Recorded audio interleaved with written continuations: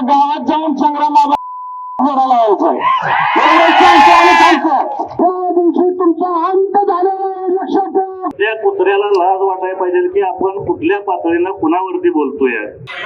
आणि नीच माणसाच्या बद्दल आपण इथं त्याचं नाव घेऊन त्याला फार मोठं करण्याचा तो मोठा नाही.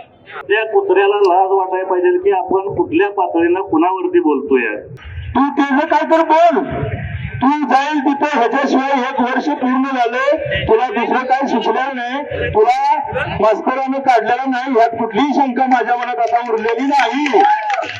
आता दुसरा विषय असा आहे की आमचे काही बांधव जतला जायचं असं आज राज केदारने काल टाकलेलं आहे.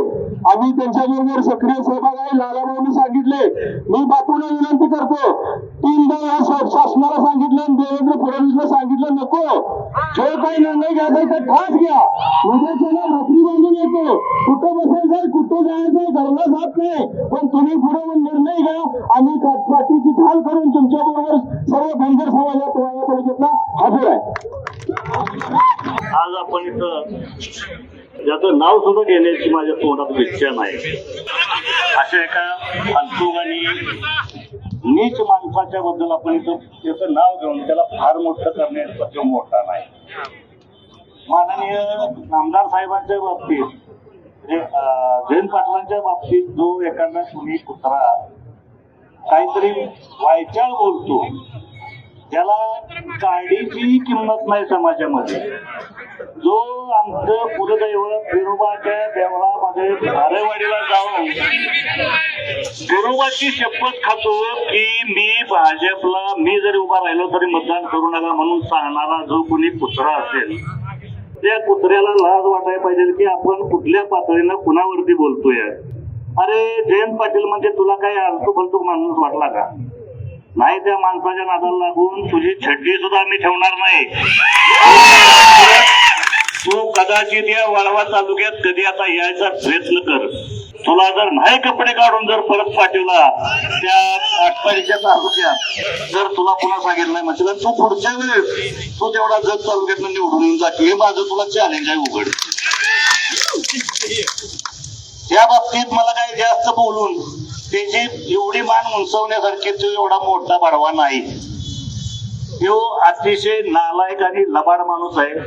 आणि मगाशी कुणीतरी काना मात्र नसणारं म्हणणं जे म्हणले, काना मात्र म्हणणं हे चुकीचं आहे. काना मात्र नसणाराने सुद्धा सिंगरुबाच्या ह्याच्यातला वाद दाखवली, ते काना मात्र नसणाराने दाखवली. त्याच्यामुळं सगळ्या धनगर समाजाला तुम्ही वेठी धरून हे काहीतरी चुकीची वक्तव्य करू नका. ज्यांनी कुणी काही केलं त्याच्या बाबतीत आम्ही आहे. आणि मगाशी आमच्या लालासाहेबांनी सांगितलं की ते जाऊन तिथं पाय काढूया. चला आत्ता तयारी करूया, त्याच्या आईला धरून कुठं असेल तिथं त्याला आत्ता विषय तू नाही, पण एकासाठी तुम्ही सगळ्यांना काना मात्र देऊ नका. आम्हाला हे बी सांगायचं आहे तुम्हाला. तर असं काही करू नका. एकानं चूक केली म्हणून त्याच्याबद्दल सगळी काही त्याच्यात बातील नाही. आणि त्या कुत्र्याचं नाव घेऊन त्याला एवढा मोठा करणं, मी त्याला गोपीचंद सुद्धा म्हणू शकत नाही, कारण का तर त्याची ती लायकीच नाही. त्या लायकीवरनं त्यानं वागला नाही. आमच्या संपूर्ण धनगर समाजाला, महाराष्ट्रातल्या तालुक्यातलेच नव्हे तर महाराष्ट्रातल्या सगळ्या धनगर समाजाला त्यानं मालखानी घालायला पाहिजे काम केलं. बापूंसारख्यावर तो बोलतो, एवढा मोठा झाला का नालायक तो? आता नाही व्हायला पाहिजे. आपली उंची वळका. तुम्हाला आमदार लोकांनी केलं, तुम्ही कामं करा लोकांची. अरे तिथं जत तालुक्यात लोक वनवासी पडले, त्यांची कामं कर ना. बाकीची मापं काढून तू फ्लॅश मध्ये याचं काम करतो का? फडणवीस साहेब, तुम्हाला माझी एक कळकळीची विनंती आहे की अशा लोकांना तुम्ही ताबडतोब आवर घालावा. तुमचा पक्ष सुसंस्कृत पक्ष म्हणतात, तर ही संस्कृतीची भाषा नव्हे असं मला वाटतं. आणि जो माणूस बापू बिरू आणि बाळूमामाचं नाव घेऊन प्रत्येक भाषणात वापरतो, बापू बिरू यातलं काय येतं तुला, बाळूमामाचं काय येतं तुला, तर ह्या गोष्टी तुम्ही जर वापरायच्या असेल तर त्यांच्या पद्धतीने पावला टाका. बाळूमामानी काय केलं ते बघा, बापू बिरूंनी काय केलं समाजासाठी ते बघा, आणि तुम्ही समाजासाठी काय करताय हे सुद्धा तुम्ही जरा तपासून बघा. आम्हाला जास्त बोलायला लावू नका. आम्ही बोलतो, थोडक्यात बोलतो, पण कार्यक्रमच करतो. एवढं लक्षात घ्या आणि एवढंच आम्हाला सांगायचंय. आताच बोललेले बापू बिरू वाटेगावकरांचे सुपुत्र आणि ज्यांनी मगाशी म्हटले धचा मचा आहो ही धनगर आहेत. दिल्लीपर्यंत अहिल्यादेवी आणि मल्हाररावांनी लावलेला एक झेंडा आहे. एक कुत्र जन्माला आलं म्हणून सगळ्या धनगरांना असं बोलू नका. हे आमची धनगराची औलाद आहे. साहेबांना ज्यावेळी कोण काय बोलेल त्यावेळी पहिला धनगराचा विरोध आहे त्याला. आणि सांगायचं झालं तर ही धनगराला सुद्धा याने कमेंट लावलेला आहे. आणि ही कुत्र्यांचं किंवा या छक्क्यांचं सुद्धा तुम्ही जी पेटे आणल्यात ती प्रामाणिक आहेत. कुत्री आणि छक्की त्याच्यापेक्षा औलादी वाईट आहे. आणि या कुत्रे प्रामाणिक आहे, लक्षात ठेवा. त्याला सुद्धा आपल्याला त्याचं नाव देऊन त्याला मोठं करू नका. तो प्रामाणिकपणा कुत्र्याचं त्याच्यापेक्षा औलाद बेकार आहे. आता सांगितलेलं शिवाय महाराजांना असू दे, नाही लालाबाने असू दे, नाही रात्री जाहीर केलेला आमचा राजवर्धन आत्तुडे असू दे, आमची ताकद आहे जत मध्ये तुझ्या चौकात आहे. आणि आज आम्ही येणार आहे 2 वाजता. कोणाला यायचं आहे तिने या, पण आम्ही आज 2 वाजता जत मध्ये आहे एवढंच सांगतो. आणि राजाराम बापू आणि कुसुमताई या वाळवे तालुक्यातील समस्त धनगर समाज आमचा नेहमी त्यांच्या पाठीशी आहे. आज जयंत पाटलांचा अंगरक्षक कोण आहे? आज जयंत पाटलांचा अंगरक्षक हा धनगर समाजाचा वाघ आहे. आणि धनगर समाजाची औलाद सगळ्या पुढे असणार आहे. हे बापू बिरुनी जे सांगितलं, बापू बिरुने आया बहिणींची आबरू वाचवण्यासाठी स्वतःचा संसार सुद्धा बघितला नाही. राजमाता पुण्यश्लोक अहिल्यादेवीने अक्षरशः आपल्या नवरा आला तरी हातात पिंड घेऊन त्यांनी अखंड देशात मंदिर बांधली, 7 वारा केला, नदी केलं. ही धनगराची औलाद आहे. आणि एखादं झेटला जलमलेलं कुत्र्याचं सुद्धा साहेब म्हणजे कुत्र प्रामाणिक आहे, त्याला नाव न दिलेलं चांगलं. आणि सांगायचं झालं तर आज झुंजाराव दाजी आपण 2 वाजता जत मध्ये जायचं आहे आणि सगळ्यांना जायचं आहे. वाळवे तालुक्यात निषेध करण्यापेक्षा त्याच्या गावात जाऊन संग्राम बाबा सोडायला यायचं आहे. एवढं सांगतो आणि सांगतो. खाली डोकं वर पाय, खाली डोकं वर पाय.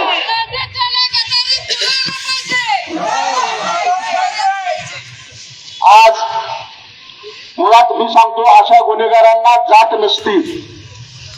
हा बिंदच हा माणसाचा गुन्हेगार हेच आहे. त्याच्या स्वतःच्या गावामध्ये त्याला किंमत नाही. स्वतःच्या गावामध्ये तो जिल्हा परिषदला, तालुका पंचायतला, ग्रामपंचायतला निवडून आला नाही. स्वतःच्या आईला सरपंच करताना लाखो रुपये पैसे वाटले त्या ठिकाणी. आणि आटपाडी तालुक्यामध्ये काडीची किंमत नाही. त्या ठिकाणी बारामतीमध्ये समाज आहे म्हणून गेला, त्या समाजानं खड्यासारखं ह्या माणसाला बाजूला काढलं. आणि आज त्या ठिकाणी तिची डिपॉझिट सुद्धा आली नाही. आणि त्यामुळे महाराज समाजाचं ह्या ठिकाणी ह्या गुन्हेगाराला कुठल्याही पद्धतीचा समाज नसतो. कारण तो ह्या समाजातला संपलाय कधी विरोधानं संपलाय त्याला. त्या ठिकाणी किती त्या ठिकाणी तुम्ही कुठल्याही ताकदीवर त्या ठिकाणी या ठिकाणी आटपाडीमध्ये आला, त्या ठिकाणी तुम्हाला खड्यासारखं बाजूला केलं. जत मध्ये तुम्ही कशा पद्धतीनं निवडून आला या सांगली जिल्ह्याला माहित आहे. ठीक आहे, त्या ठिकाणी तुम्ही आला निवडून, समाजानं काही त्या ठिकाणी थोडं बहुत स्वीकारलं. पण तुम्ही अशा पद्धतीनं ज्या पद्धतीनं राजाराम बापूवर तुम्ही आज ज्या पद्धतीनं आगपार केला, त्या दिवशी तुमचा अंत झालेला आहे. लक्षात ठेवा गोपीचंद पडळकर. या ठिकाणी मी आजही सांगतो की आपण ह्या ठिकाणी ह्या गोपीचंद पडळकर जयंत पाटलांची मोठी नाही मागवल्यावर सांगली जिल्ह्यातलं आपण उद्याचं आंदोलन ही सांगली पेठ रोड आहे, हा रस्ता रोका करायचा.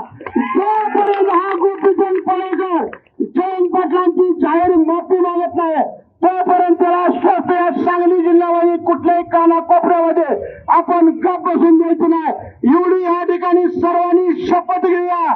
आणि आपण इथून पुढचा आपण मस्त त्या ठिकाणी बरेच कार्यकर्ते लाला अनुषे कुठे आहेत मस्त त्या ठिकाणी त्याला रात्रीपासून सोयीकळ करून सोडलेला आहे.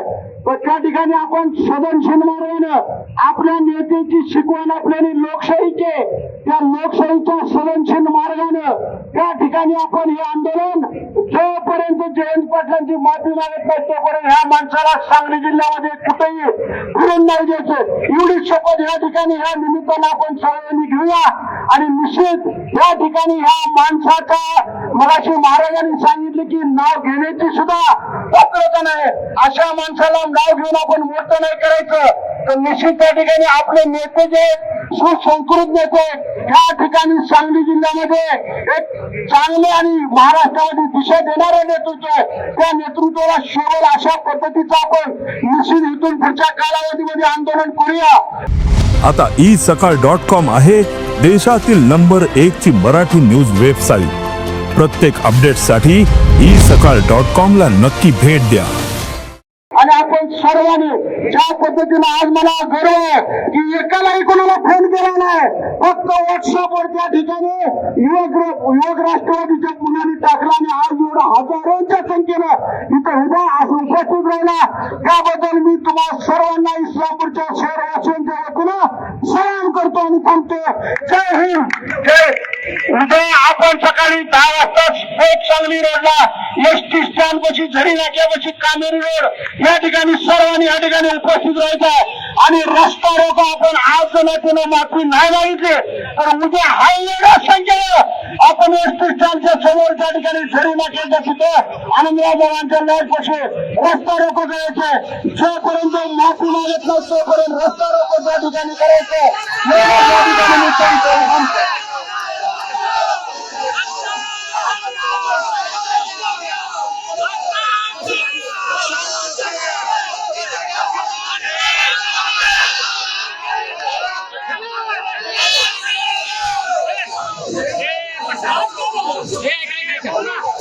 आज नको आपण या ठिकाणी एक महिना आज नको आपण त्यांना वेळ दिली, आज त्याला माफी मागितली तर ठीक नाही झालं, माफी नाही मागितली तर त्या ठिकाणी रस्ता रोको त्या ठिकाणी आपण त्या ठिकाणी उद्या त्याला करायचंय.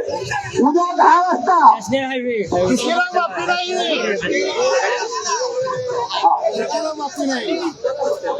आपल्या सुज्ञ वाळवेकर तालुक्यातील नागरिक बंधू, आपल्या इस्लामपूरचा एक वडा समाजातल्या माणसानं आत्महत्या केल्यामुळं आपला बंधू आहे तो, आपला गाववासी आहे. त्या माणसाच्या आत्महत्येचं कारण त्यांच्याकडे तो गेल्यानंतर यानं जी भाषा वापरली ही जर हा आमदार भाषा वापरत असेल तर त्या पीएनं त्या वड्याच्या समाजाच्या माणसाला कुठली भाषा वापरली असेल त्याचा अंदाज करा. आणि त्या बिचाऱ्यानं आत्महत्या केली, बेकायदेशीर काम करणार नाही म्हणून. अशा वस्तुस्थितीत त्यानं राजाराम बापू आणि जयंत पाटलांच्या बोलून हे लक्ष पोलीस खात्याचं डायव्हर्ट करण्यासाठी हा बोलतोय. हे पोलीस खात्याने ध्यानात घ्यावं आणि त्याचा योग्य तपास होऊन या माणसाला योग्य ती शासन झालं पाहिजे एवढीच मी माझी विनंती करतो.